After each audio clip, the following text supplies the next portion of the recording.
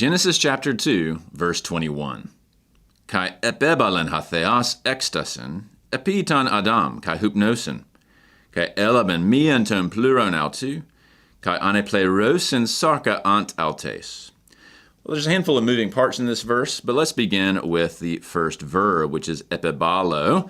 You see this is a familiar verb, balo, to throw, or something along those lines, as a compound here with a prepositional prefix.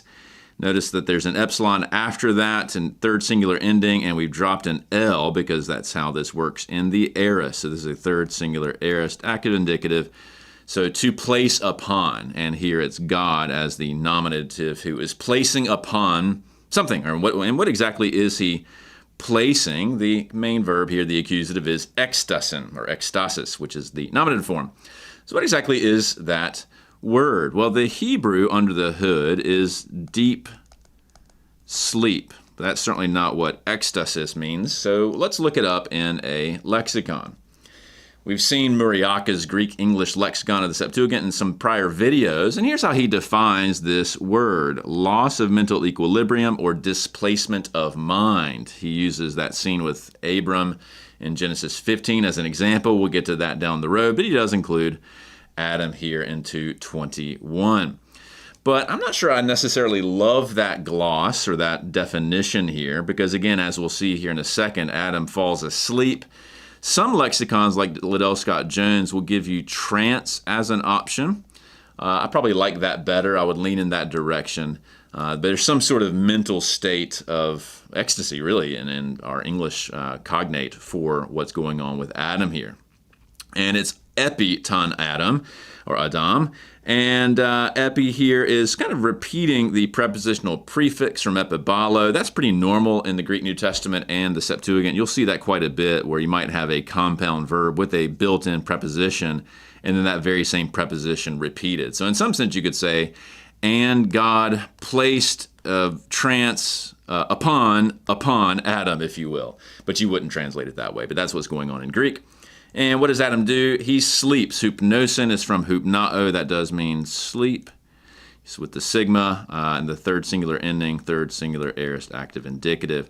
There's no lengthening on the front end in this case because the upsilon just sort of stays strong. Now, what does God do in the meantime while Adam is sleeping? He elabens something. This is from lambano, although it's dropped down in the irregular aorist form to lab. You see an epsilon on the front end. E and ending. This is yet again a third singular aorist active indicative because these aorists are driving the action forward. And he takes one. Notice this is the feminine form of the number one. But why is it feminine if Adam is masculine? Well, it's one of the pluron. And plura, you can tell with the alpha ending, the EIR rule, the rho is going to be followed by an alpha. This is the word for a rib, and it is feminine. And so you have a nice matching of gender there, and it's one of his ribs. But notice here it's plural, so it's one of his ribs. And so what does God do? Having taken out one of Adam's ribs, he anapleiraos it. Notice this is yet again another familiar verb, pleirao, to fill. Ana means to fill up, perhaps. And so again, third singular ending, epsilon after the prepositional prefix, another third singular aorist active indicative. God fills up flesh, ant altes, in place of it. The alte here, once again, which is feminine, is pointing back to this rib that's been taken out that is feminine as well. So God fills up that spot with flesh. Now, you may be wondering what's going on with the anti here. Notice it does drop an I because of the vowel after, but anti in English, of course, means against. But in Greek, anti typically means in place of. And so he's closing up that place where the rib has been removed. So this is Genesis 2, verse 21.